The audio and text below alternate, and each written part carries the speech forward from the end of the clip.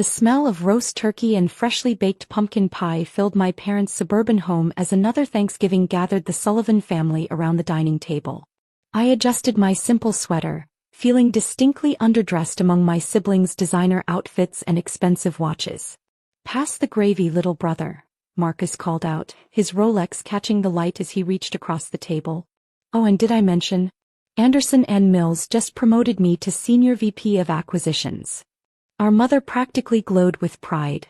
"That's wonderful, sweetheart. Isn't that wonderful, James?" She nudged our father, who was already nodding enthusiastically. "That's my boy." Dad beamed. "Following in my footsteps just like I always knew you would." I passed the gravy boat, trying to ignore the familiar ache in my chest.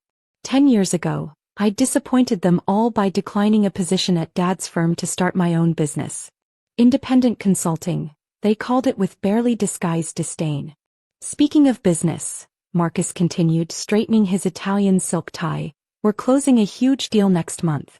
$40 million contract with Global Tech Solutions." He paused for effect. "Largest acquisition in the company's history." Our sister Megan, herself a successful corporate lawyer, raised her wine glass.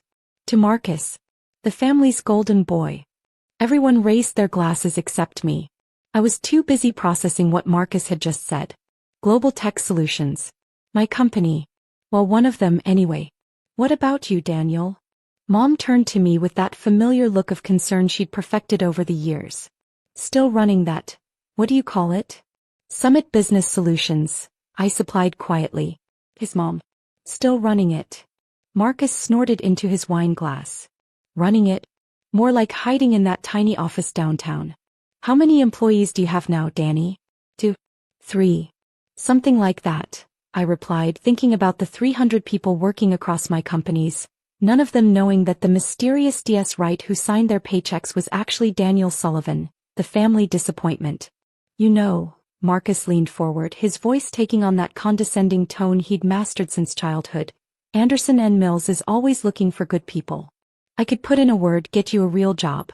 Starting salary is only 6 figures, but it's better than whatever you're making with your little consulting thing." 6 figures. I suppressed a smile, remembering the 8-figure deal I'd closed just that morning. But they didn't need to know about that. "Not yet. Thanks, but I'm good," I said, reaching for the mashed potatoes. "Good." Marcus laughed loudly. "Danny, real executives make millions. They drive luxury cars, live in penthouses, make deals that actually matter. When was the last time you closed a deal worth more than a few thousand?" If he only knew about the contract sitting on my desk, waiting for his signature tomorrow. The one that would determine whether Anderson and Mills survived the next quarter. "Leave him alone," Mom sighed. "At least he's trying. We can't all be as successful as you, Marcus." Dad nodded sagely. "Some people just aren't cut out for big business. Nothing wrong with that, son." He patted my shoulder sympathetically. "As long as you can pay your bills, right?" I thought about my multiple homes, the private jet I'd bought last year, the offshore accounts that would make Marcus's yearly bonus look like pocket change. "Right, Dad? Just paying the bills." "Well, I have more exciting news," Marcus announced, clearly tired of discussing my mediocre career. "About that global tech deal. I'm meeting with their CEO tomorrow. Nobody knows who they are, very mysterious, but I've got it handled. By this time tomorrow, I'll have their signature on the dotted line." I took a sip of water, hiding my smile. Tomorrow's meeting would certainly be interesting. "That's the difference between us, Danny," Marcus continued, warming to his favorite topic, my failures. "I'm out there making real moves, changing the business landscape, while you're probably still working on spreadsheets for local shops." Our cousin Peter chimed in from across the table. "Hey, those shops need help too. Though," he lowered his voice conspiratorially, "I heard Global Texo is ruthless. They say half their acquisitions end in complete takeovers. Better watch out, Marcus." Marcus waved his hand dismissively. "Please. I've never met a CEO I couldn't charm. This deal is practically done. In fact." He raised his glass again. "To the biggest deal of my career. $40 million, baby." Everyone cheered. I quietly checked my watch. 16 hours until our meeting. "Don't you want to celebrate your brother's success?" Mom nudged me, frowning at my untouched wine glass. "Oh, I'll celebrate tomorrow," I said softly. After the contract is signed. Marcus mistook my meaning and grinned. Tell you what, little brother. Once this deal goes through, I'll take you to my tailor. Get you a proper suit. Can't have you looking like a small-time consultant forever. I glanced down at my casual sweater, remembering the custom-made suits hanging in my penthouse closet. The ones I wore to board meetings where I made decisions that affected thousands of careers, including very soon my brother's. Thanks, Marcus. That's generous of you. That's what successful brothers do. He laughed. We take care of the family underachiever. As dessert was served, Marcus held court, detailing his plans for after the global tech acquisition. New house, new car, maybe even a small yacht. Mom hung on every word while Dad beamed with pride. I stayed quiet, eating my pie and thinking about the documents waiting in my office. The ones that would show exactly who the real underachiever was. The next morning, I arrived at Global Tech's headquarters 2 hours before the scheduled meeting. My real office, not the small downtown space Marcus thought I worked from. The top floor of a gleaming skyscraper, where floor-to-ceiling windows offered a panoramic view of the city. Good morning, Mr. Wright. My executive assistant Sarah greeted me, already at her desk. Your brother's team arrived early. They're waiting in the main conference room. I smiled, removing my cashmere coat. How early? An hour.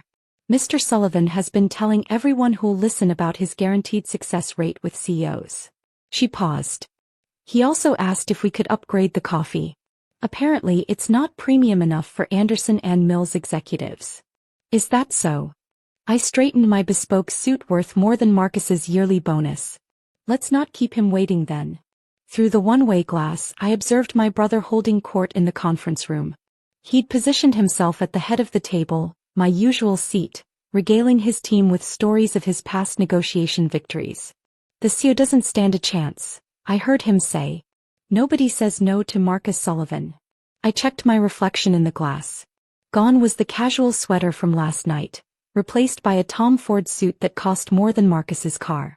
This was D.S. Wright, CEO of Global Tech Solutions and 12 other companies, not Danny Sullivan, the family disappointment. Send in the legal team first, I instructed Sarah. Let's see how well he handles actual negotiation. For the next hour, I watched through the glass as my top lawyers systematically dismantled every argument Marcus presented. His confident smile faded as they found flaws in his proposal, questioned his company's financials, and demanded better terms. This is ridiculous, Marcus finally exploded. I demand to speak with D.S. Wright directly.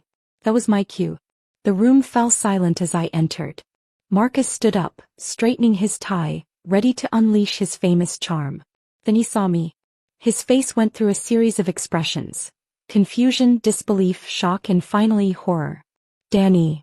His voice cracked. What are you doing here? This is a high-level executive meeting. I know exactly what this meeting is, I said calmly, taking my seat at the head of the table. I called it. But. Marcus sank back into his chair. You run Summit Business Solutions. That little consulting firm. One of my companies, yes.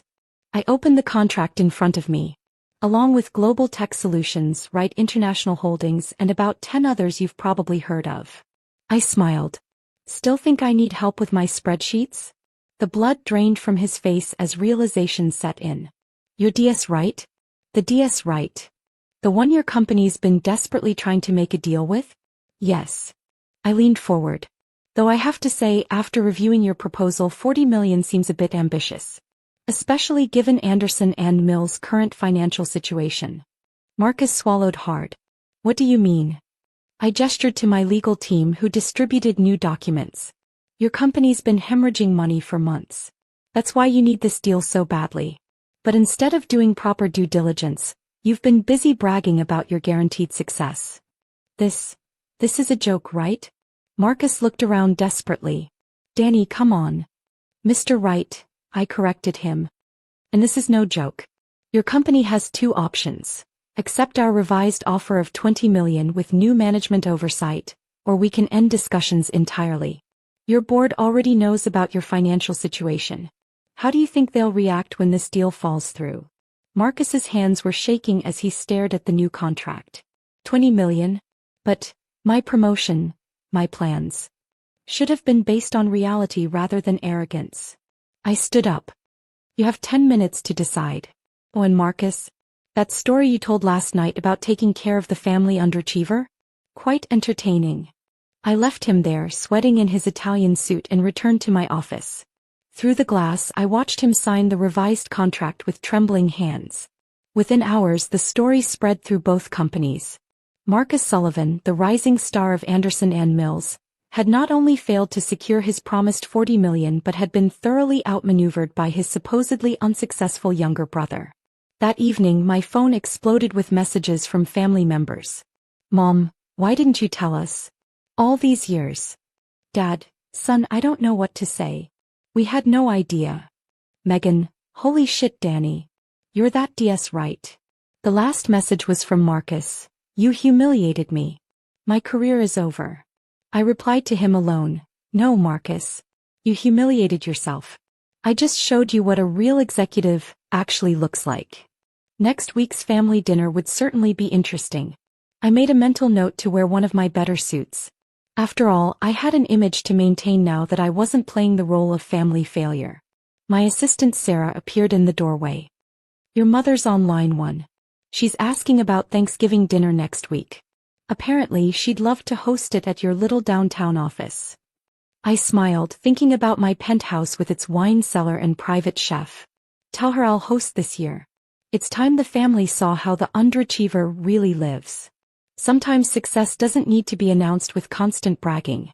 Sometimes it's better to let it speak for itself, preferably through a $20 million contract with your arrogant brother's signature on it.